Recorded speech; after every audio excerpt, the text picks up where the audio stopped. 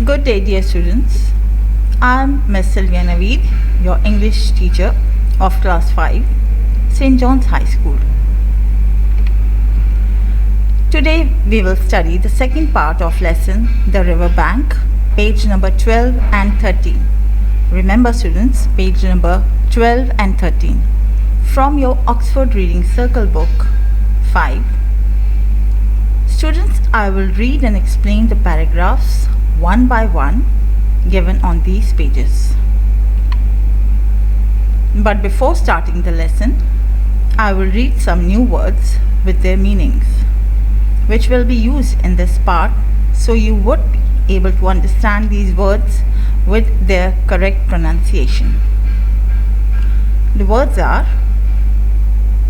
gazed, look at with fixed eyes. Gazed, look at with fixed eyes. Twinkle, brightness or spark or flash. Pettishly, irritably. Stooped, forward or downward inclination of body. Hauled, to pull something. Sculled, moved the boat forward with oar. Made fast, tied up the boat securely. Stern, the rear part or the front part of a ship. Shoved, push roughly. Rapture, great pleasure. Surveyed, looked something very carefully. Sway, move back and forth. I hope you understand these words very carefully, students. Now I will read the first paragraph, and I hope you will use these words into this slide.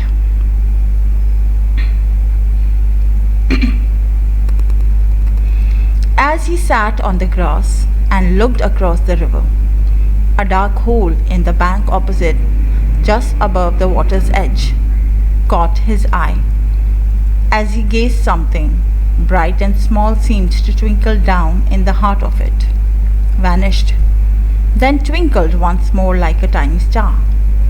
But it could hardly be a star in such an unlikely situation, and it was too glittering and small for a glowworm.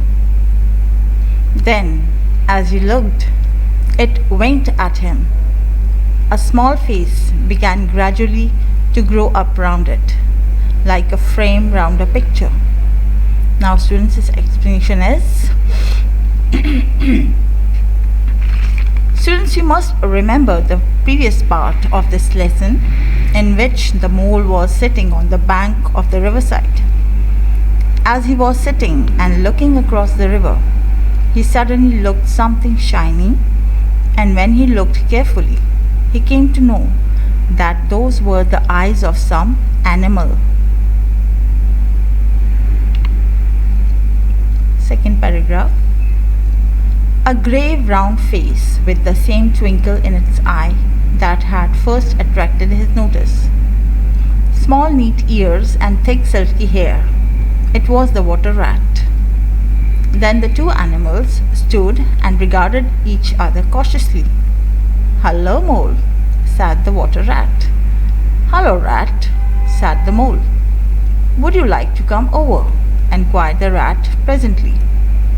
"Oh, it's all very well to talk," said the mole, rather pettishly, he being new to a river and riverside and its wave.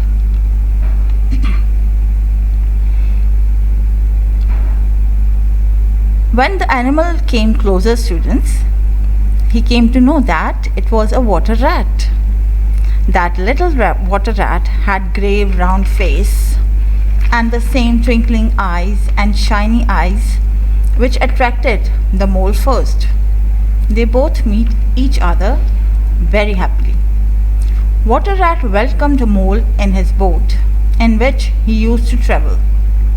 That was the first time when Mole going to sit in a boat. He was all new to a river and riverside life and its wave.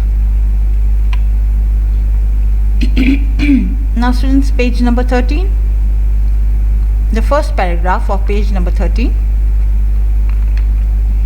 The rat said nothing, but stooped and unfastened a rope and hauled on it. Then lightly stepped into a little boat, which the mole had not observed. It was painted blue outside and white within, and was just the size for two animals. And the mole's whole heart went out to it at once, even though he did not yet fully understand its uses.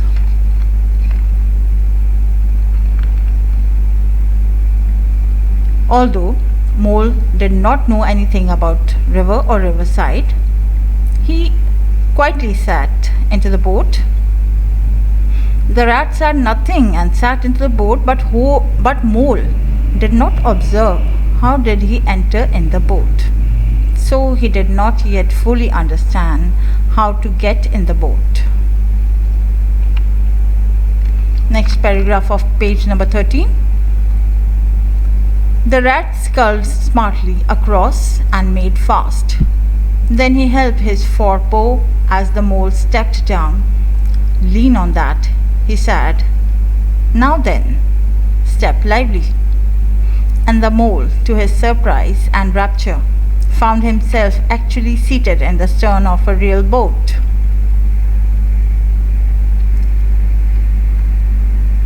Mole was still in the confusion, but the rat helped him, and the mole was so excited sitting in the first part of the boat was just the size of two animals. Next paragraph.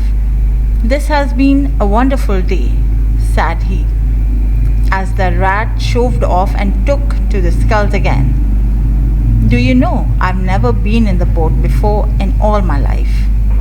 What? Cried the rat, open mouthed. Never been in a... You never? Well, what have you been doing then? Rat was very surprised to know that Mole never been in the boat before in his life.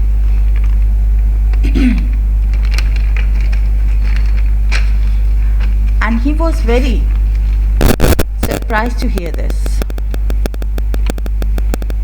Next paragraph. It is so nice, all that, asked the mole shyly, though he was quite prepared to believe it as he leant back in his seat and surveyed the cushions, the oars, the rowlocks, and all the fascinating fittings, and felt the boat sway lightly under him. When the rat was so surprised hearing that Mole never sat in a boat, Mole was sitting in the boat and looking every fitting and fascinating things like rowlocks, oars, and the cushions very astonishingly, and feeling the movement of boat under him, because he was experiencing all these things very first time in his life. So students, what happened next? I will explain it to you in the third part of our lesson. Till then, you have to do your homework, and your homework is reference to context. What you have to do, students? You have to read this line from the story and then answer the questions given below. You have to read this line, and the line is it so nice as all that? Asked the mole shyly. What Mole said? Mole asked, is it so nice as all that? And for this line, the questions are, question number 1 is, what is the mole talking about? Question number 2, why does he ask this question? And question number 3, what does the mole think was special about it? These are the 3 questions, students, that we have to find out the answer of these questions.